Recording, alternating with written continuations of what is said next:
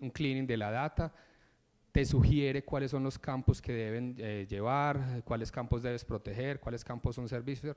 O sea, hace completamente lo que hace una persona dedicada a data cleaning, ya sea un data analyst, un data science, mientras hace su proceso, y lo ofrece mediante esa herramienta. Tengo entendido que por AWS se puede instalar vía Marketplace. Ya yendo a las herramientas de reporting, que hace parte de lo que es Big Data, recuerden las 8 veces ya es visualización. Del lado de GCP tenemos Data Studio, y es una herramienta que para mí aún le falta crecimiento. Se integra más que todo con los productos de Google. Inicialmente comenzaron para Analytics y ADS, y ellos simplemente lo fueron extendiendo a otras herramientas de Big Data de GCP. Bueno, y QuickSight también le falta. Entonces creo que le falta, aunque se integra con muchas herramientas y tiene un motor de cálculos, creo que es un producto que le falta madurar mucho para uno de verdad usarlo en un proyecto de visualización de Big Data. Y por último, tenemos también la parte de notebooks de Jupyter, en los cuales en Amazon lo podemos hacer a través de EMR, instalar Jupyter, y de SageMaker, la herramienta de Machine Learning, donde podemos desplegar notebooks de Jupyter para hacer training de modelos en Machine Learning. Bueno, por el lado de GCP, ellos tienen completamente un servicio llamado Data Lab, que es basado en Jupyter.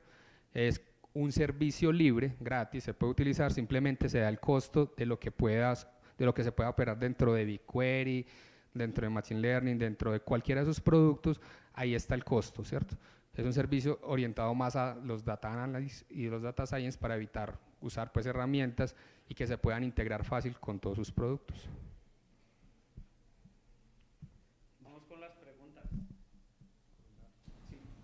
A ver, comencemos por acá. Bueno, me gustaría que cada uno, tú para AWS y tú para Google, actualmente trabajo en una compañía que, a pesar de ser grande, está empezando a dar sus primeros pasos en data. Y parece que la elección de la tecnología fuera más como una elección de Sith y Jedis y no realmente como una conveniencia. Teniendo en cuenta las posibilidades de cada herramienta, el nivel de conocimiento que requiere para su uso adecuado, y digamos que todo lo que implica el uso, la simplicidad o el tipo de data, ¿en qué casos tú me recomendarías AWS y tú me recomendarías GCP? Nos puso a pelear ahí en público. Listo. Bueno, siempre he trabajado en proyectos de Big Data con AWS, pero he visto muy positivo de GCP para ver herramientas como Cloud Composer de orquestación. Me han parecido bastante buenas, y que yo noto algo, y es que Google Cloud Platform en herramientas de Analytics sí lleva un poco la ventaja a AWS. ¿Sí? En las herramientas como tal y en las funcionalidades, por ejemplo, nos reunimos a hacer la presentación y cuando él me empezó a decir Dataflow, yo dije, uy, bueno, ya perdí por ese lado, pero yo gané por EMR. Pero sí vi que tenían mucho más potencial y facilidad en escalabilidad en algunas cosas. Sin embargo, para no dejar detrás a mi amado Amazon, lo que yo digo es que Amazon tiene mejores servicios en cuanto a infraestructura. Entonces, es más fácil manejar el mundo de Big Data con unos temas de infraestructura, por ejemplo, un servicio de Amazon que no encontré en GCP que se llama Macie, para identificar data sensible en los buckets y crear alertas. Cuando tú subas una tarjeta de crédito a un archivo, él me levanta una alerta y me dice, mira, aquí alguien violó el PCI DSS Compliance. Eso es, pero yo lo que creo es usar lo mejor de los dos mundos si se puede hacer. Nosotros estamos utilizando Apache Airflow y estamos proponiendo implementar Cloud Composer para orquestar un proyecto de Big Data en AWS. Bueno, por mi lado te puedo decir que también he trabajado con AWS. Kinesis es algo que le lleva mucha ventaja a todo lo que es el tema de streaming, sobre todo por la parte de Kinesis Analytics y del Firehose. Lo mejor es que busquen qué es lo que requieren y qué tipo de clientes van a pretender. Porque hoy les puede llegar una AWS y mañana les puede llegar un GCP, ¿cierto? Ya depende de qué es lo que prefieran. Una última. Hagamos una última pregunta. Por aquí creo que habían levantado la mano. Por este lado. Una última pregunta. Por acá atrás. Igual, chicos, vamos a tener después de las charlas un espacio para compartir en donde se van a poder acercar a los speakers y hacerles algunas preguntas adicionales. Vale. Yo creo que todos los que hemos trabajado con Amazon siempre nos hemos dado cuenta que el problema son los costos. O sea, si uno lo ve en capacidad, Amazon siempre tiene como un tope, siempre va muy bien, pero pues usted deja eso corriendo y se le van muchísima plata. Yo quiero saber Google Cloud en comparación a eso más o menos cómo va. O sea, yo sé que Amazon tiene su capa gratuita, uno puede trabajar con cosas, pero Cloud sí es una buena opción o es igual de costoso. Depende. Depende Bueno, de... Gracias. no, lo que pasa es que depende del servicio. A ver, como para adicionarle, Cloud es muy bueno si tienes aplicaciones que quieres migrar. GCP, si tienes aplicaciones Java, Python, Node.js que vas a migrar a la nube, lo quieres migrar rápido, puedes utilizar Google App Engine y el costo incluso puede tender relativamente a cero. Si estamos hablando de otro tipo de servicios, donde es un Kubernetes, es muy nativo dentro de GCP. Si no estoy mal dentro de AWS, me corrige si me equivoco, iniciando instancias, GCP es lo mismo, pero es demasiado costoso, ¿cierto? Aquí hay que tener en cuenta mucho es el costo del tipo de máquinas que se va a implementar dentro de cualquiera. El único producto que es relativamente fácil de medir es BigQuery, ¿cierto? Ese tiene la capacidad de decirte y desde el punto de vista de buenas prácticas cuánto te gastarías. Pero realmente todos los productos dependen mucho del uso que se le dé en cualquier o qué tanto los vas a usar y qué no, ¿cierto? En las buenas prácticas de Google siempre te van a decir qué debes hacer con algo. Un ejemplo, si no vas a utilizar Dataproc todo el día, pues apágalo y simplemente deja la data en otra parte. Si vas a utilizar Kubernetes, implementa instancias preemptibles, que son las que se apagan a medida que se usen, o son instancias, son pedacitos de instancias que se toman. Pero eso depende de los servicios que van a configurar. Entonces, te puedo decir que los costos también son excesivos, dependiendo de lo que vas a usar. Yo solo quería decir que no estoy de acuerdo con el compañero allá. Nosotros tenemos un proyecto en el cual procesamos como 200 millones de registros diarios y usamos funciones Lambda. ¿Cuánto nos gastamos al mes? $200 en funciones Lambda. Entonces hay un tema de arquitectura muy importante, ¿no? O sea, creo que lo más importante es la arquitectura. El servicio más caro que tenemos es un clúster de Elasticsearch, pero porque es la vida del monitoreo, que vale $1.800, $2.000. Pero de resto, creo que hay un tema de arquitectura fuerte por revisar. ¿Listo? Bueno, chicos, muchísimas gracias. Un aplauso, por favor.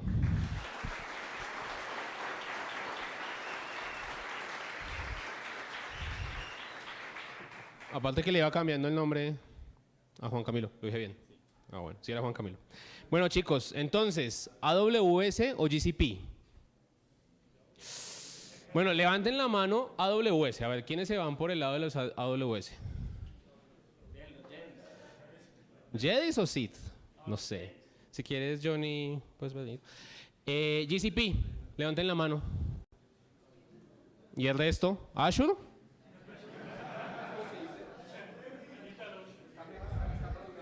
Está madurando. Bueno, esa es otra dualidad, ¿no? Que siempre tenemos, la pelea entre los Java y los .NET. Y bueno, un poco como fruto de la charla que nos dieron los chicos ahorita,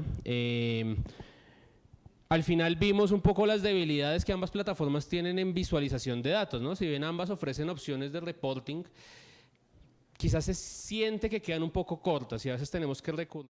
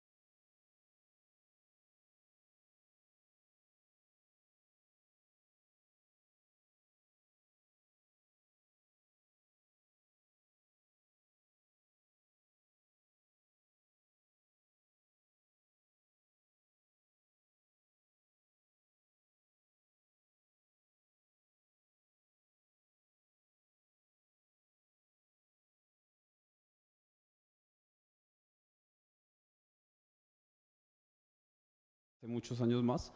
Y de repente me ha entrado un poquitico la curiosidad de empezar a crear gráficas y me he movido. Si participaron en el en el Dev Week del año pasado, habrán visto el principio de esta charla, pero ahora estoy metido un poco más en la parte de los celulares. Entonces, bueno, lo primero que quiero empezar a hablarles es sobre algunos conceptos antes de poderlos introducir. Algo de Visual Encoding, sobre SVGs, contarles sobre una librería buenísima que se llama D3 y finalmente cómo se puede utilizar todo esto en React Native. Bueno, empezando por el tema de Visual Encoding. Cuando hablamos de codificación visual, se trata de convertir los valores que tenemos un set de datos, convertir los valores de alguna forma en temas gráficos. Entonces, por ejemplo, tenemos posición espacial, tenemos movimiento, por ejemplo, que se está ubicando en X o en Y. También incluso el color nos viene a dar datos. Entonces, es cómo convertimos esos valores que tenemos en el set de datos para poder comunicarnos efectivamente. Un ejemplo de eso viene siendo esta gráfica. En esta gráfica estamos viendo, esta gráfica sobre los valores de las compañías, el mayor valor que tuvieron en un año específico. Entonces, por ejemplo, ¿qué codificaciones visuales podemos ver acá? Bueno, lo que les decía, estamos viendo los años y estamos viendo los valores. ¿Ustedes cómo creen que está codificado, por ejemplo, el valor? Por el tamaño del círculo, ¿cierto? ¿Hay alguna otra codificación visual que logren detectar? El color. Listo. ¿Qué más podemos ver? Hay varias más. Yo veo otras 3. Las secciones. Intersecciones. Ese está buenísimo. Ese es sobre la opacidad. Voy a empezar por ahí más o menos. Lo primero que podemos ver es lo del color, que lo mencionaron. Y es que entre más a la izquierda está, es más rojo. Y entre más a la derecha se empieza a volver como azul, pasando por una serie de violetas. Lo que está codificando es qué tan antiguo es el dato. Entonces, si el dato es muy antiguo, es muy rojo. Y bueno, si es más reciente, es azul. Por otro lado, tenemos que la misma codificación visual de los datos no solamente está en el color, sino que también está en la posición del eje X. ¿Sí? Entonces tiene una doble codificación visual. Y eso es para asegurarnos, es porque el dato es demasiado importante. Por otro lado, tenemos el tema del tamaño de los círculos. El tamaño nos indica el valor de la empresa. Entre más grande es, también es mucho mayor el valor. De todas formas, vemos una segunda codificación visual para el valor. Y esa segunda codificación visual tiene que ver con el posicionamiento en el eje Y. ¿Sí? Entonces tienen doble codificación visual. Y además los círculos tienen un color que tiene una opacidad que no está al 100%, y eso lo que nos asegura es que cuando tengo varias esferas se puede ver, ¿sí? Si todas tuvieran la misma opacidad se vería simplemente como un manchón, no tendremos más información ahí. Bueno, en eso consiste, cómo traduzco un dato en un atributo visual, según esta tabla. Esta tabla también está ordenada según los datos, qué tan fáciles son de notar. Por ejemplo, la posición espacial es mucho más fácil de notar, por eso está, lo siento. Acá. La posición espacial es más fácil de notar que el ancho que viene quedando al final. Listo. Lo segundo es un formato, y seguramente muchos lo conocemos acá, es el formato SVG. El formato SVG es un formato para describir imágenes de 2 dimensiones que se expresan a través de vectores. Significa que yo doy la parte matemática, la posición, el ángulo. Un ejemplo de eso puede ser este círculo. Este círculo se encuentra contenido dentro de un SVG, que es como un canvas, que tiene unas dimensiones. Y luego tenemos las instrucciones para el círculo, que viene siendo su posición, su radio, el stroke es el color del borde, tenemos el ancho y tenemos incluso cómo está rellenado. Este es un ejemplo más complejo. Obviamente estos puntos no es que uno los construya a mano, sino que hay una aplicación. Ustedes dibujan, exportan y obtienen el SVG. Un ejemplo de lo que se puede hacer cosas mucho más complejas, ¿no? Hay juegos completos escritos en SVG y, bueno, otros lenguajes interactivos. Entonces, tenemos hasta el momento dos ingredientes. Tenemos la codificación visual, tenemos un formato que nos permite llevar la información gráfica y finalmente vamos a entrar a dos librerías. Una de ellas es D3, que nos permite hacer todos los cálculos matemáticos. Entonces, con D3 yo, por ejemplo, puedo crear escalas lineales. Una escala lineal más o menos se comporta como una regla de 3. Dado un dominio donde las entradas están entre un valor y otro valor, y yo le digo el rango, las salidas. Esto me va a generar una función X. Si a esa función X yo le digo que me calcule cuál sería, dense cuenta que aquí el rango, bueno, aquí el rango está, por ejemplo, 0 y digamos que el celular es de 400 píxeles, entonces le decimos de 0 a 400. Si en el dominio le pongo un valor en la mitad entre el 270 y el 134.000, me va a arrojar un 200. Entonces, D3, lo primero que me puedo ofrecer son escalas. Aquí está un ejemplo. Esto es para un set de datos de países. Cada país tiene población, tiene esperanza de vida y tiene ingresos en promedio.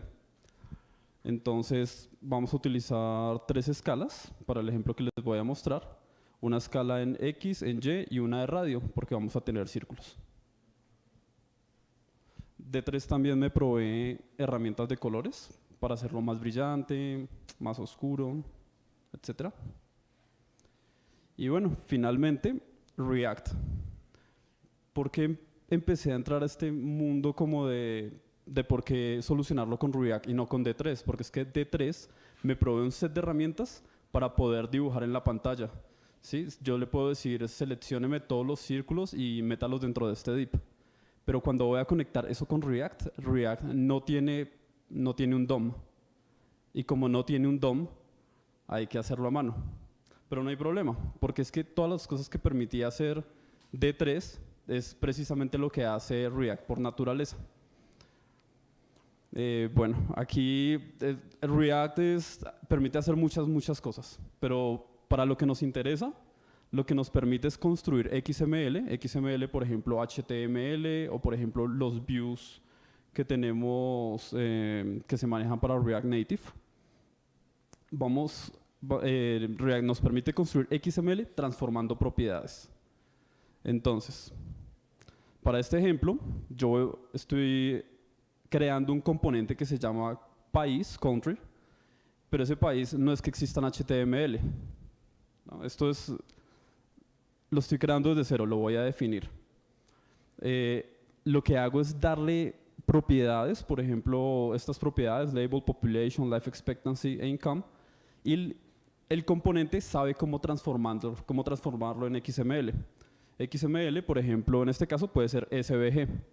Entonces, lo que está en país se va a transformar en ese circle, que circle sí es un markup normal que se utilizaría para hacer SVG. Lo hacemos a través de una función. Hay varias notaciones para React. Hay notaciones mediante clases y hay notaciones mediante funciones. En este caso yo estoy utilizando una función pura. Esta función pura toma las entradas y las transforma en una salida. Deben estar viendo algún par de cosas interesantes si no se han acercado a una React. Por ejemplo, aquí se está utilizando estructuración, se está usando arrow functions. Esta función ni siquiera utiliza un return, sino que mediante el arrow function puedo volver el resultado de una vez. También ven que estamos utilizando algo parecido a HTML, que se llama JSX. Significa que puedo utilizar prácticamente HTML directamente desde el JavaScript. Pero el concepto importante es que estoy tomando las props, es el life expectancy, income y population, y estoy retornando un markup, que en este caso viene siendo el SVG. Y además podemos estar utilizando las escalas. Entonces, population, le estoy diciendo que lo proyecte como si fuese un radio. ¿Sí? Por ejemplo, si yo tengo una población de 200.000, no quiero que tenga 200.000 píxeles. Quiero que sea un círculo entre 0 y 20 píxeles. Entonces el radio, lo que hace, ese R, como lo habíamos declarado hace un rato en D3, lo que hace es esa regla de 3.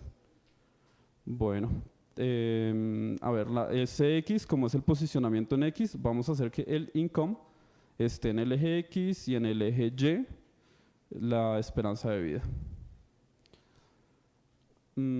Esto que está aquí es un set de datos. Obviamente va a tener todos los países, alrededor de 190 registros. Obviamente es un ejemplo, estos datos fake data. Tienen unos atributos, tiene 5 atributos. Y es como yo transformo este arreglo dentro del set de datos que necesito. Este es un componente un poquito más complejo. Este componente hace lo mismo. Recibe countries, que ya vimos que es un arreglo. Él declara y utiliza SVG, y dentro de SVG recorre countries mediante el bucle que hace el map. Y lo que hace ahí es retornar cada uno de los países. Y en los países le va a colocar los atributos, como name igual a country.name. También population igual a country.population. De todas formas, esto se puede hacer fácilmente mediante esta sintaxis, que lo que hace el sprite operator es entregar todos los atributos de una vez. Solamente coloqué name a modo de ejemplo, pero con esta ya es completamente válido. Bueno, finalmente esto nos va a entregar una gráfica de este tipo, que viene siendo el hecho de haber recorrido todos los países y haber traducido a las coordenadas X, Y y al radio. Aquí con etiquetas para que se entienda un poco más. Y como SVG ocurre que existe como DOM, yo puedo aplicar CSS. ¿Sí? Imagínense que tenemos un atributo continente. Y en el atributo continente yo podría colocarle colores. Así de fácil. Y de esa forma ya le puedo aplicar colores.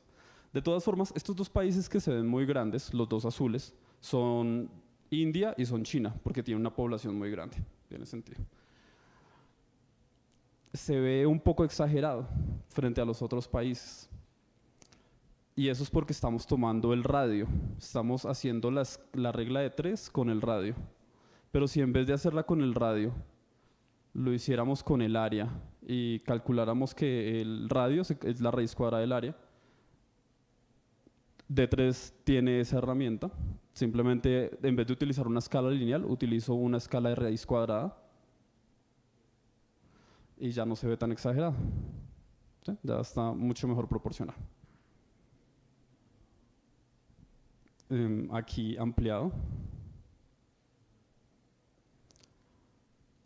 De todas formas, estos datos se ven un poco hacia la izquierda, todos están muy juntos. Para arreglar eso, podemos utilizar una escala logarítmica que hace que el impacto de los números disminuya. De esta forma, entre mayores el valor empieza a cambiar menos, por eso estas gráficas se ven tan distintas y nos permite notar un poco más cómo se ven los datos. También nos la entrega D3. Entonces vemos como aunque D3 no se está modificando el DOM, aún así lo podemos hacer con React. React nos permite transformar las entradas en nuevos componentes. Entonces ya no necesitamos D3 y podemos utilizarlo perfectamente en React Native. Yo sé que ya se me está acabando el tiempo, pero hay dos temas. Hay un tema que no puedo dejar de mencionar y es el tema de responsabilidad social. En cuanto a la responsabilidad social, por ejemplo, en esta gráfica no le puede hacer transformaciones para ayudarle al usuario a entender. Y es, por ejemplo, si yo le hago un acercamiento acá y veo el zoom de los datos, tiene sentido, porque esto me ayuda a ver que hay un pico en una pequeña fracción de tiempo. Sí ayuda, pero eso no ayuda en todas las gráficas. Por ejemplo, si yo estoy en una gráfica como esta y me acerco. ¿Sí? Las dos barras son casi iguales, pero si hago el acercamiento, va a parecer que una es la mitad de la otra. Y bueno, eso sería como engañar al pueblo. Esta es una gráfica que apareció hace unos años.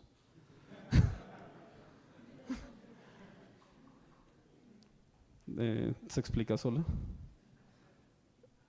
Y finalmente, también con React Native podemos utilizar animaciones. Hay librerías tipo Animated. Perdón, eso no es una librería. Animated es completamente nativo de React Native. Y eso nos habla de otra codificación visual, y es el tiempo. Y es porque este label que está acá me está contextualizando todos los datos que le pertenecen al 2018. Y una codificación visual distinta es, por ejemplo, aplicar movimiento.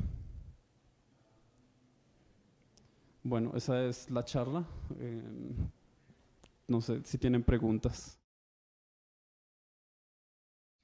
Vamos a abrir para una preguntita puntual. ¿Alguien tiene alguna preguntita? Por acá, te ganaron. Tu disculpa, es que no entendí muy bien la relación entre el SVG que creaste y el logo del D3. Si entiendo bien, tú creas el SVG y luego sacas las funciones de D3 para hacer las transformaciones. ¿Es así? Sí, así es. D3 lo utilizaríamos como un facilitador de los cálculos matemáticos. Te da herramientas para trabajar con escalas, colores, y ya esos datos, React no tiene ese tipo de información, él simplemente los recibe y los escribe. Aprovechemos que fue cortica. Sí, mi pregunta es respecto a la animación. Tú comentabas que, esta animación se logró con un componente nativo de React. Si por alguna razón no quisieran usar React, ¿qué tanto más complejo es hacerlo con librerías, por ejemplo, de JavaScript que se usan para animación? O, en tu opinión, ¿qué tanto más difícil o qué tanto más trabajo sería, en vez de usar React, sacar eso y usar D3 y alguna otra? Se puede utilizar D3. El año pasado hice esta misma charla, pero no estaba metido en el cuento de React Native, y la animación la hice con D3. Esta animación está hecha con D3. Sí. A ver, finalmente el tema de las animaciones es siempre lo mismo, es tomar un valor y en qué valor inicia, en qué valor finaliza y qué tan rápido tiene que cambiar. Y eso funciona así en todas las librerías. Funciona así con Animated, que viene siendo nativo React Native. Funciona así con D3, funciona así incluso con CSS. Bueno, muchísimas gracias, Johnny. Un aplauso, por favor. Gracias.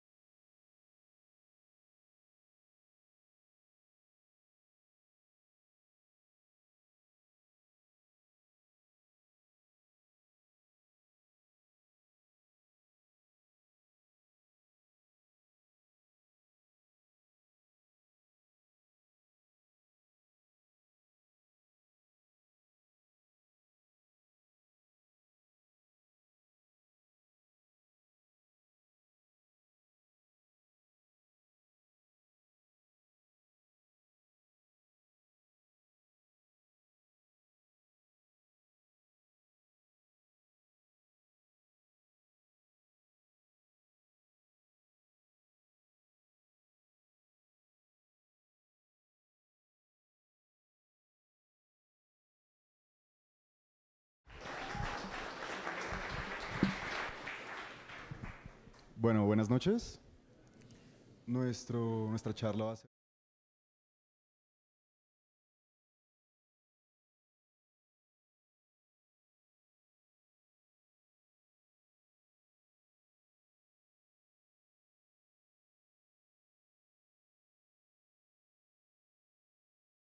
Estos van a ser los temas que vamos a estar tocando. Como les menciono un poco sobre qué es Code Refactoring, cuándo hacerlo y cuándo no hacerlo, La metodología rojo-verde refactor. Cambiemos el micrófono, a ver. De nuevo. ¿Mejor? La metodología rojo-verde refactor, las mejores prácticas, los bad smells y las técnicas y ejemplos para hacer refactor en JavaScript. Quería comenzar con esta frase que me gustó mucho. Dice, cualquier persona puede escribir código que entienda un computador, pero solamente los buenos programadores pueden escribir código que entienda otro humano. Entonces, básicamente, como yo lo veo, el refactor es cuando un editor, cuando un escritor está escribiendo su libro y está ahí metido en su cuento y está pues inspirado. No le importa mucho la edición, sino le importa es mostrar sus ideas en el papel. Después de eso necesita invertir tiempo para editar el libro y hacer que las personas lo puedan leer. De eso se encarga el refactoring de código. Hacer que el código de uno sea entendible para otros programadores. Buenas noches. Bueno, vamos a tratar de hacer esta charla entre todos muy interactiva. Entonces, la primera es una pregunta para ustedes. ¿Alguien sabe qué es refactoring? ¿Alguien? No me dejen morir. ¿Qué? Rehacer, sí, por ahí vamos bien, pero ¿qué más? Rehacer, optimizar. Refabricar. Todas esas se acercan mucho a la definición. Vamos a ver la desconocida y es cuando refactoring es un verbo. Y esta es famosa, creo. Refactoring es el proceso de cambiar un software existente en una manera que no altera el comportamiento externo del código, sin embargo, mejora su estructura interna. Cuando hacemos refactoring, cuando estamos en el verbo refactoring, cuando estamos trabajando haciendo un refactoring, la idea es optimizar la estructura interna del código, pero no vamos a cambiar el comportamiento. Sigue haciendo lo mismo el sistema. Es lo que uno dice en la daily cuando le dicen qué hizo ayer, no, estoy haciendo refactoring. Y el PM no, pues no hizo nada porque sigue haciendo lo mismo el sistema. Esa es la acción. Lo interesante de la definición es cuando también la tratamos como un sustantivo. Porque refactoring es un verbo y también es un sustantivo, no piensen en Ricardo Arjona, por favor. Cuando lo hacemos como un sustantivo, estamos hablando del catálogo de refactorings. Entonces hay un refactoring que se llama, por ejemplo, rename field, que cambia el nombre de una variable, por ejemplo. O extract function, que lo que hace es sacar un pedazo de código a una función. Pero lo interesante es que esto tiene un procedimiento. Entonces tenemos un catálogo de refactorings,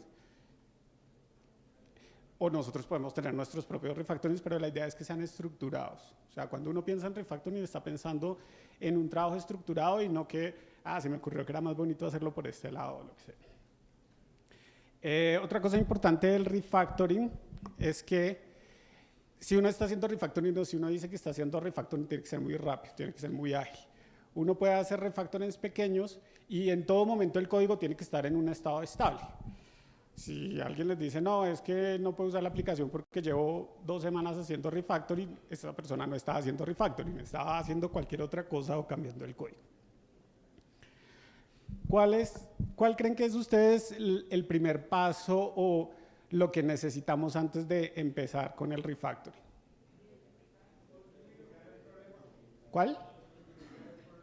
Hay algo antes que eso. Bueno, tenemos que tener un problema o código para poder hacer refactoring, eso es cierto. Feedback, ¿feedback a qué se refiere?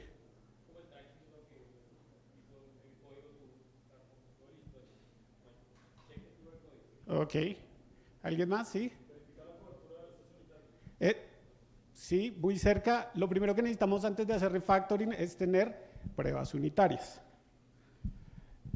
Para hacer refactoring, nosotros vamos a estar cambiando todo el código. Si no tenemos pruebas unitarias, es muy fácil que podamos romper las cosas. Y si no tenemos pruebas unitarias, las validaciones van a hacer que el proceso de refactoring sea muy tedioso, porque hago un pequeño cambio y después tengo que probar todo mi sistema para ver que no se rompió. Con un buen set de pruebas automáticas, unitarias, de integración, lo importante es que sean automáticas, yo puedo determinar que en cada punto no estoy dañando la funcionalidad. Y recuerden otra vez la definición. Yo estoy cambiando internamente el sistema, pero no estoy alterando la funcionalidad del sistema. Hay algo importante sobre estas pruebas automáticas y es que tienen que decirme muy fácil si yo dañé algo o no. Básicamente, tienen que decirme usted está en verde o usted está en rojo por esta razón. Si yo corro las pruebas automáticas y eso me saca una cantidad de resultados y números que yo tengo que comparar, esto no va a ser eficiente a la hora de hacer refactoring. Entonces yo tengo que correrlas. Tiene que decirme usted está en verde o está en rojo porque esta prueba unitaria no cumple con este criterio. De manera muy fácil.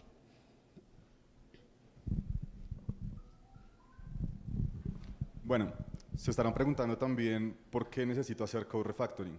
Si mi código ya funciona, ¿por qué necesito volverlo a cambiar?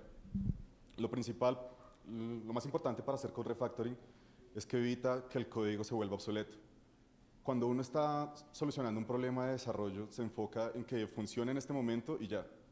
Pero cuando se está buscando una solución escalable y se le va a agregar más funcionalidad, el código que yo estoy escribiendo puede que no lo entienda el siguiente desarrollador.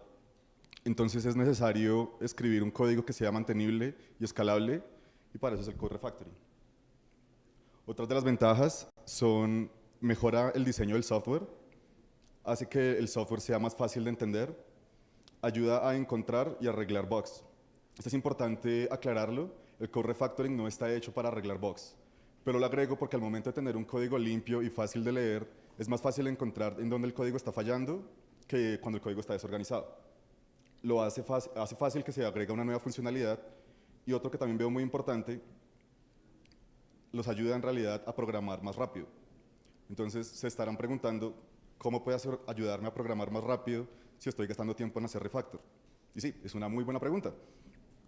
En realidad los ayuda a programar más rápido porque a largo plazo, cuando ustedes van a agregar una nueva funcionalidad, no tienen que enfocarse, como decía Oscar, en mirar que su funcionalidad esté rompiendo todo el código, sino solamente se centran en cómo está funcionando la parte que ustedes están cambiando, y es muy fácil que puedan agregar algo nuevo.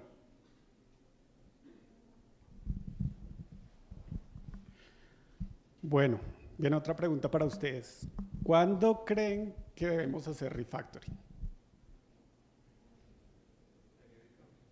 Periódicamente, sí. Si está costando mucho el mantenimiento, o los cambios toman mucho tiempo también. Cuando pasa un producto mínimo viable, ok. Cuando el código no es modular, básicamente cuando detectamos algo bueno para cambiar, ¿no? Pero digamos que algunos de los consejos o tips que dan es que un buen momento para hacer refactoring es cuando yo voy a hacer una nueva funcionalidad. Digamos que a mí me llega a este sprint un ticket de Jira que dice que voy a hacer, y yo tengo que entrar a modificar un código nuevo. Para hacer más fácil esas modificaciones, yo puedo hacer primero refactoring. Entonces es uno de los buenos momentos en que yo puedo hacer refactoring. Yo ya sé que voy a cambiar, pero antes de entrar a hacer los cambios, yo adapto ese sistema con las técnicas de refactoring para que esos cambios sean más fáciles de hacer. Otro buen momento es cuando yo voy a hacer cambios, pero no entiendo el código nuevo. Eso nos pasa mucho en sistemas grandes que tienen una gran cantidad de código y uno tiene que ir a tocar cosas que nunca ha visto en la vida. A medida que yo hago refactoring, yo me hago más familiar con el código que está escrito. Y entonces hago dos cosas: mejoro la estructura interna y a la vez aprendo qué está haciendo ese código. Otro buen momento para hacer refactoring es cuando estoy haciendo un code review. Qué chévere hacer un code review y al mismo tiempo decirle a la persona que le estoy haciendo, mire, este pull request, yo estoy haciendo un refactoring de algunas cosas que le pueden mejorar su diseño del sistema. Eso me permite otra vez conocer más y entender más lo que esa persona hizo y a la vez proponer mejoras sobre su código. Y para mí, otro buen momento es más o menos como uno hace cuando programa en TD. Uno hace pruebas unitarias, esas se rompen, después hago el código para que funcionen y yo después siempre hago refactoring y sigo ejecutando esas pruebas. Otra pregunta, ¿creen ustedes que hay momentos en los que no es bueno, no deberíamos hacer refactoring?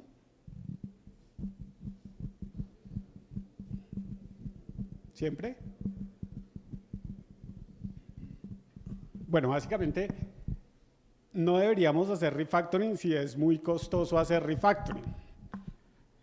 Y esto puede suceder por dos situaciones. Digamos que yo voy a hacer unas modificaciones y hay una parte del sistema que yo no voy a tocar. Por ejemplo, una API que voy a utilizar y está súper mal escrita, pero yo voy a ser cliente de esa API.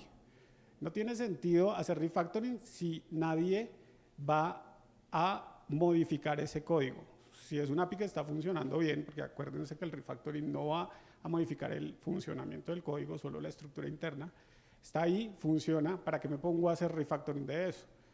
Puede ser que un sistema legado esté trabajando y nadie lo vaya a modificar nunca, entonces ¿para qué hacemos refactoring? Y el otro momento en el que no es bueno hacer refactoring es cuando es demasiado costoso. Es más barato botar todo ese sistema y volverlo a hacer. Hay 10 clases que están haciendo una cantidad de cosas de una manera horrible y yo puedo hacer una clase en la mitad del tiempo que va a hacer lo mismo y lo va a hacer mejor. Entonces ahí no vale la pena hacer refactoring, yo simplemente rehago el sistema. Eso pasa mucho. Ustedes ven que en esta industria cada 3 o 4 años uno está volviendo a escribir el mismo sistema que ya existe. Ahí no estamos haciendo refactoring, estamos desarrollando de nuevo. Bueno, el Red Green Refactor es una metodología muy popular en el momento para hacer refactoring.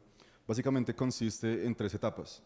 La primera es Red, que se encarga de hacer las pruebas unitarias que el sistema va a fallar porque la funcionalidad no se encuentra agregada. Entonces, el paso Red es simplemente crear las pruebas unitarias para que fallen. Como ustedes ya saben, siempre es recomendable hacer las pruebas unitarias antes de generar el código para que nuestro código luego pase las pruebas unitarias. Casi nadie hace eso, pero es lo recomendable. Después viene la etapa Green. La etapa Green es escribir el código lo suficientemente aceptable para que pase las pruebas. No me preocupo en diseño, no me preocupo en que se vea bien, no me preocupo en que otras personas lo puedan entender. Simplemente me preocupo en que pase las pruebas que yo escribí anteriormente. Y finalmente viene el paso de refactor. El paso de refactor se encarga de, cuando ya tengo mis pruebas pasando las pruebas unitarias que escribí en la etapa roja, solamente me importa hacer que mis pruebas apliquen las buenas prácticas, que explicaremos algunas más adelante, para que sea más entendible, para que la próxima persona que vaya a trabajar en esto sepa lo que estoy haciendo. Aquí es recomendable en este ciclo, en cada etapa, lo que recomiendan es gastarse cerca de 5 minutos por cada etapa. Entonces uno se pregunta cómo es posible escribir pruebas unitarias en 5 minutos, luego codificar en 5 minutos y luego hacer refactor en 5 minutos. Pero eso es lo bonito del refactor, que tiene que ser, como mencionaba Oscar, muy modular y muy fraccionado, haciendo cambios muy pequeños para que yo lo veo como si fuera una malla que me está sosteniendo al momento de yo estar escalando. Si yo pongo una malla cada 2 horas mientras estoy escalando y me caigo, la caída va a ser dura. Pero si pongo una malla de seguridad cada 5 minutos y me caigo, yo sé que voy a caer bien, entonces no hay problema.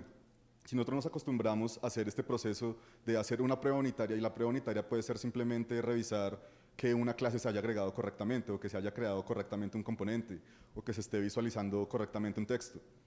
Hago la prueba unitaria de eso, luego hago el paso para que mi código pase esa prueba unitaria, y luego lo dejo bonito, y eso lo voy repitiendo a medida que hago mi código. Voy a estar mucho más seguro que mi refactor y mi código no se va a romper y va a estar legible. Ahora, de ahí surge otra pregunta, y es que al momento de hacer una prueba unitaria por cada funcionalidad pequeña, como les estoy mencionando, también se puede pensar que van a salir demasiadas pruebas unitarias y algunas pueden ser innecesarias. Pues lo que pasa es que dentro del momento de la etapa de refactor, también se le debe hacer refactor a las pruebas unitarias. Entonces, cuando uno ya está terminando su funcionalidad general y ya sabe que todas sus pruebas unitarias pequeñas se están pasando, en la etapa de refactor uno debe dedicarse también a hacerle refactor a las pruebas unitarias y de esa manera dejarlas también legibles para que el próximo desarrollador pueda entenderlas. Bueno, hablando un poco de las buenas prácticas para el code refactoring, la primera, como mencionaba Oscar hace un momento, es siempre hacer code refactoring antes de agregar cualquier funcionalidad. Esto es supremamente clave porque me facilita al momento de agregar la funcionalidad. A mí personalmente me ha pasado que me delegan en una historia agregar una funcionalidad y cuando voy a ver cómo puedo agregarla, me encuentro con que es mucho más fácil cambiar el sistema, una parte del sistema como está funcionando y dejarlo más organizado para así poder implementar mi función que simplemente agregar mi función alrededor de lo que está actualmente. Entonces, si nosotros nos dedicamos un momento a ver a analizar cómo está funcionando el sistema actualmente y tal vez optimizarlo un poco y luego si agregar nuestra funcionalidad, eso nos ahorraría mucho tiempo. El siguiente paso es planear el proyecto de refactoring y tener en cuenta que el refactoring puede tomar tiempo. Como les menciono, toca hacer refactoring fraccionado, entonces esto nos puede tomar tiempo y también hay que ver el alcance que va a tener nuestro refactoring. Hay refactoring que puede ser simplemente renombrar las variables que estamos utilizando o puede ser un refactoring de APIs, algo mucho más grande. Entonces necesitamos también tener en cuenta que si tenemos un plazo de tiempo para hacer nuestra historia o nuestra función, dentro de eso también tiene que caber el refactoring que vamos a hacer. Entonces es necesario planearlo con tiempo. Hacer pruebas constantemente. Esto es también supremamente importante porque al hacer refactoring vamos a estar modificando nuestro código para que sea legible, pero también nos interesa que el código siga funcionando. Y eso lo miramos a partir de las pruebas unitarias. Necesitamos siempre que hagamos algún cambio, por más pequeño que sea, hacer las pruebas unitarias. Y enfocarnos en progreso y no en la perfección. Sé que esto suena un poco redundante después de todo lo que hemos dicho, pero también hay que ser realistas y darse cuenta que por más que optimicemos nuestro código en este momento, nuestro código en algún momento va a necesitar ser refactorizado de nuevo en un futuro cercano. El mundo de la tecnología se mueve muy rápido y nuestro código hoy puede que en un mes esté obsoleto. Entonces simplemente necesitamos dejar el código bien hoy y pasar a la siguiente tarea.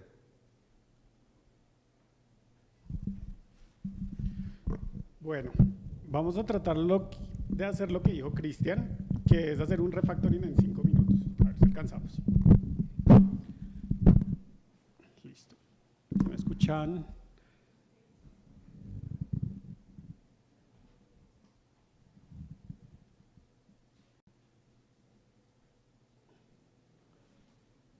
¿Se alcanza a ver el código o está muy pequeño? Un poquito más. Listo. Entonces, ¿Atrás lo ven, chicos? Perdón. ¿Sí? Bien. Entonces hay un refactor del catálogo que se llama Separate Query from Modifier y la idea es que cuando uno tiene una función que tiene dos responsabilidades, una para devolver información y otra para modificar el sistema internamente, uno debería separarla en dos partes, una que devuelve información y otra que modifique el sistema. Sobre los refactorings y algo que les decía que son un sustantivo, es importante que cada refactor que ustedes hagan tenga un sentido, que ustedes estén buscando algo con este refactor. Acá vamos a tener en el ejemplo una función que se llama alert for miscreant. No sabía que era miscreant, pero es como una persona ladrona, sospechosa o algo por el estilo. Y lo que hace básicamente la función es que si le llega Don o John, él devuelve, lanza las alarmas y retorna el nombre de esa persona. Si no es de esas personas, simplemente retorna vacío y no pone ninguna alarma. Acá tenemos los pasos para hacer el refactoring. Es importante también que los refactoring tienen pasos, o sea, se hacen de una manera organizada y siempre son repetitivos y se pueden predecir. ¿Han trabajado con Git? Entonces lo primero que vamos a hacer es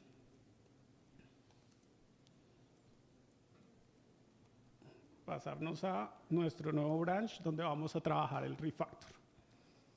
Y tenemos el primer paso de este refactor que es copiar la función, duplicarla y cambiarle el nombre para que represente un query o una consulta.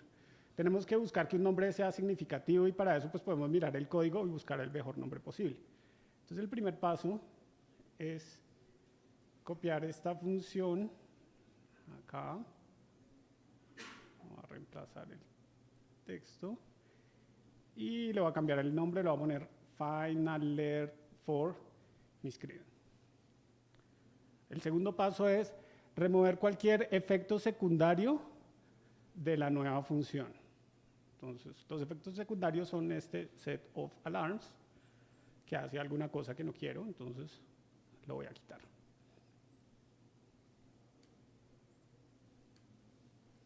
Y guardo de nuevo. El siguiente paso es correr mi set de pruebas. Entonces acá es donde es muy importante tener un set de pruebas, porque el set de pruebas es el que me va a garantizar que todos estos pasos que estoy haciendo no están rompiendo mi sistema y me van a dar una garantía para no equivocarme.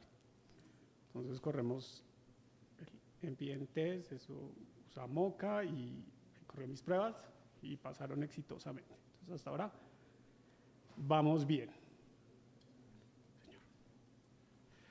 Como corrí mi set de pruebas y estos pasaron exitosamente, es un buen momento para hacer un commit de mis cambios.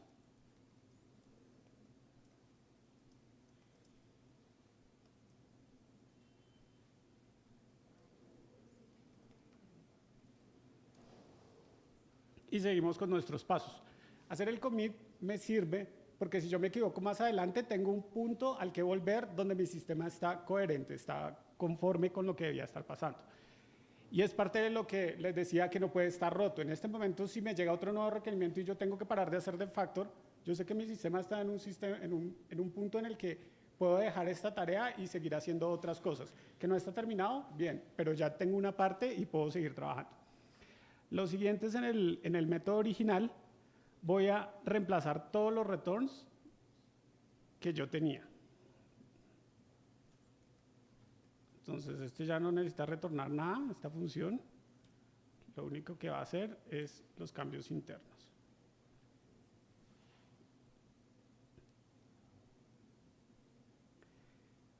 Y después voy a reemplazar todos los puntos en los que se está llamando mi función.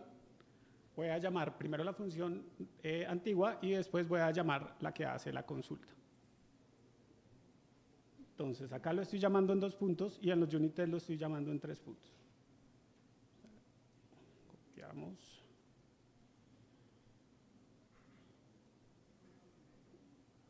Usamos el nuevo.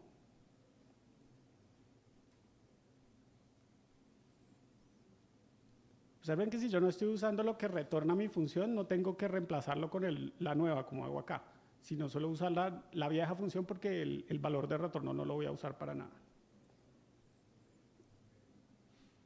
Y después en mis pruebas voy a hacer lo mismo.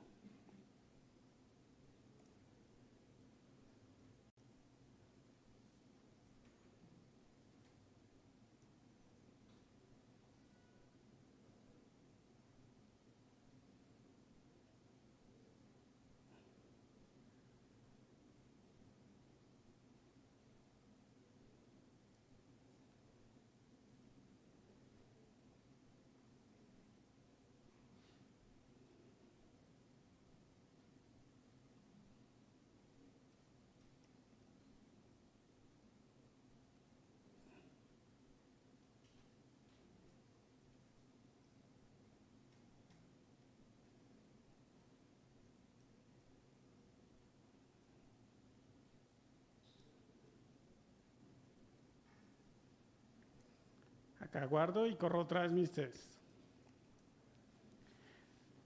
Y se van a romper. Pero esa es la ventaja de tener tests claros, que uno fácilmente sabe qué está pasando.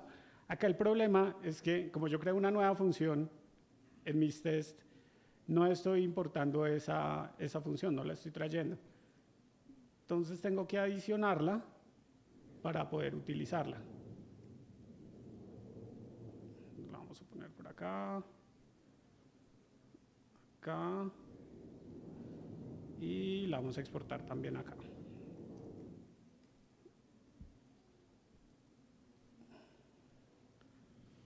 Y si todo salió bien y no salió todo bien, entonces se rompieron mis tests. ¿Cuál es el problema acá? Y otra vez mis tests me ayudan, que en la función original yo tenía unos return después de hacer el set alarm.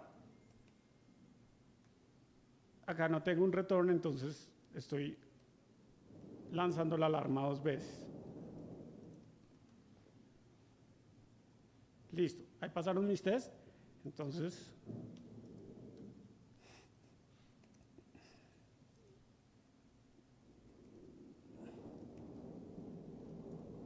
puedo hacer commit de mis cambios. Y con esto ya tengo completado mi refactor. Ya tengo mis 2 funciones. Una sirve solo para hacer la búsqueda y la otra sirve para modificar internamente lo que tenga que estar cambiando. Después podría hacer otro refactoring porque en este momento hay código duplicado. Entonces pararía con este refactoring y seguiría con el siguiente. El último paso que yo haría, que solo lo voy a mencionar, es que como yo estuve haciendo muchos commits, puede que estos commits no tengan sentido para alguien que a futuro revise el código porque son muy pequeños, o sea, crear una función, mover una línea. Entonces puedo hacer un rebase interactivo antes de subir mis cambios para hacerle un squish a todos los commits y dejar uno solo que muestre ese refactor que hice o todo el set de refactorings que hice. Y ese sería el ejemplo de 5 minutos.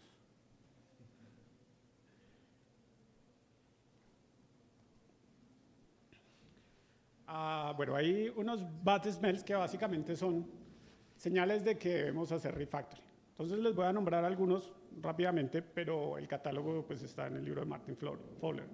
Primero es Mysterious Name. Si yo no entiendo el nombre, eso es una buena señal de que debo hacer algo.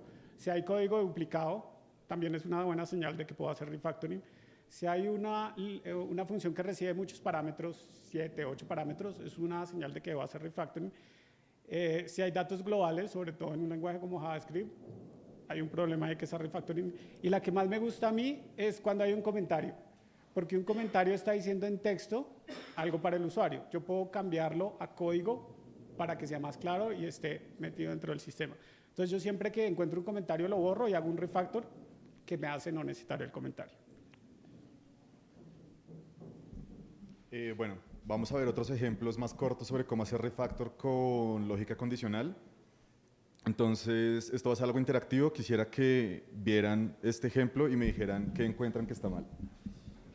¿Sí alcanzan a ver? No. ¿Cómo hago zoom? Bueno, estaban atentos, saltaron al ver que estaba pequeño. Ahí. ¿Ustedes qué le cambiarían a la función getPlanPrice?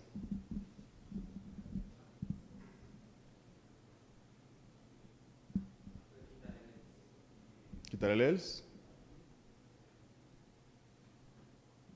Ok. ¿Qué más le harían a la función? Otra pregunta, ¿les parece que un código que tiene una lógica condicional tan compleja, por decirlo de alguna manera, como esta, es un código que está bien escrito?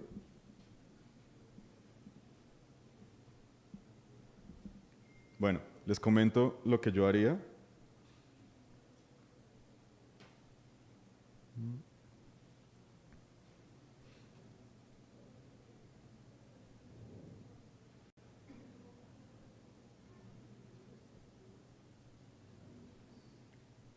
Básicamente lo que se hizo fue extraer la función del if en una función aparte y los returns en otra función aparte. Luego se hizo un refactor al condicional y se puso como un operador ternario. Aquí estamos preguntando, en el ejemplo anterior estábamos preguntando si era verano por medio de los condicionales directamente en la condición. Aquí solamente llamamos una función que se llama esVerano. La función nos recibe un parámetro que es la fecha. Y si eso es verdad, nos va a dar el precio del verano, y si no es verdad, nos va a dar el precio regular. Todo se está calculando por funciones. Es en este caso mucho más fácil de entender para la persona que va a agregar una función que si se pone a pensar en la lógica que está detrás de cuándo es verano y cuándo no es verano. Si la persona que está agregando una nueva funcionalidad lee esto, se da cuenta que va a ser un precio cuando es verano y cuando es un precio cuando no es verano. De la otra manera tendría que entrar a analizar un poco más el código. Y vamos a ver un último ejemplo. Este es un poco más corto. Son múltiples ifs que retornan el mismo contenido. ¿Alguna idea de cómo lo cambiarían?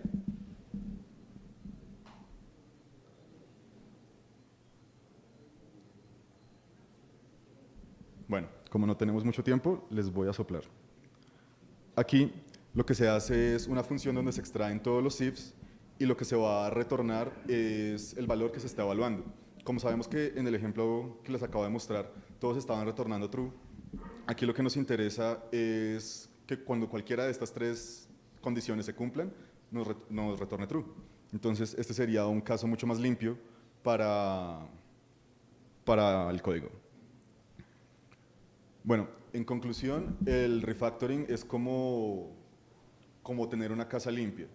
Entonces, si uno deja que el mugre en la casa y los platos y todo se empiecen a acumular, va a llegar un punto en el que uno va a vivir estresado entre todo eso, y si uno quiere poner un nuevo armario, o quiere cambiar la cama, o quiere hacer algo en su casa, va a ser muy complicado porque uno quiere encontrar, no sé, dónde están los zapatos. Es muy difícil hacer algo en su casa cuando uno no sabe bien cómo está organizada su casa.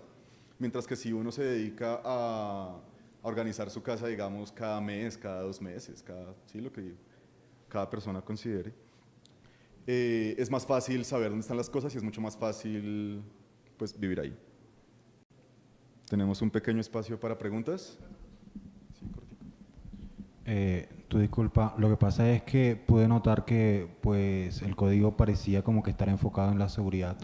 Mi pregunta es, esto comparado, por ejemplo, con programación funcional, en donde justamente se separan todas las acciones. Entonces, por ejemplo, si voy a hacer una pregunta, pues lanzo una función que hace la pregunta, y luego si más adelante viene la tarea que, por ejemplo, en el caso de las alertas, ustedes tenían lanzar alerta y luego, perdón, buscar a John y a, no me acuerdo cuál era el otro, y si eso era correcto, entonces retornar un valor y adicional lanzar una alerta.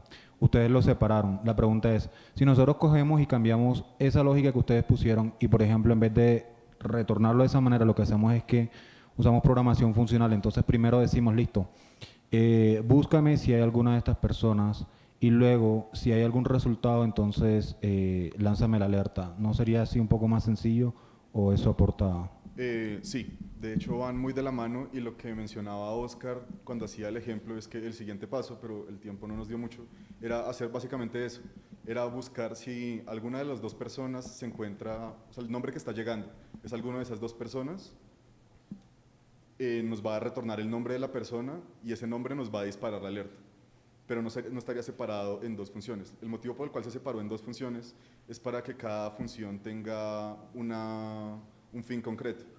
Entonces, una de las funciones se va a encargar de retornarnos el nombre de la persona y el otro nombre se va a encargar la otra función se va a encargar de disparar la alerta. Hay que pensar en el refactoring como una manera de no cambiar la funcionalidad de la aplicación, sino solamente hacer que sea más legible y más estructurada para otros desarrolladores. Ahí es importante también anotar que el refactoring no depende de ningún paradigma de programación. La versión original del libro se escribió, por ejemplo, en Java, y parte de la razón por la que hicimos esta charla es porque este año salió una nueva versión, está muy buena, si la pueden conseguir, se la recomiendo, y está hecha ahora en JavaScript. Parte del mensaje del libro es, usted coja su paradigma de programación funcional, estructurada, Java, JavaScript, el lenguaje que quiera, y aplique estas técnicas. Obviamente la manera de hacerlo va a ser un poquito diferente dependiendo del lenguaje. Lo otro es, como respondió Cristian, hay pequeños cambios y al final ese sería el cambio que sigue, reutilizar la función para no repetir el código. Buenas noches. Para consultar, ¿qué herramientas utilizan o recomiendan mejor para hacer pruebas unitarias automatizadas? Y esto se hace sobre el código fuente. O sea, lo digo, por ejemplo, con, no sé, una tecnología, un CMS, y si uno está haciendo, pues está codificando algo por el estilo, ¿existen herramientas para poder probar, digamos, en Drupal o algo por el estilo? Sí, yo creo que depende mucho del lenguaje de programación. Bueno, PHP no sé exactamente cuál sea la mejor herramienta. En Java, por ejemplo, está JUnit, que tiene mucho tiempo y es muy conocida. Hay otra que ya ni me acuerdo el nombre. En JavaScript hay una cantidad. Esto los hicimos con Mocha y Chai, pero hay más. Lo importante de la herramienta para hacer pruebas es que le dé el verde o el rojo. Y todas en fondo también son muy parecidas. Sí, Mocha que estábamos utilizando ahorita es que es muy descriptivo en los errores que reporta. Entonces es muy útil a la hora de estar haciendo refactor porque uno sabe exactamente en qué se está equivocando y no se mete con la funcionalidad de lo que está intentando limpiar. No. ¿Alguna otra pregunta, chicos? Bueno, un aplauso por favor para Oscar y Cristian.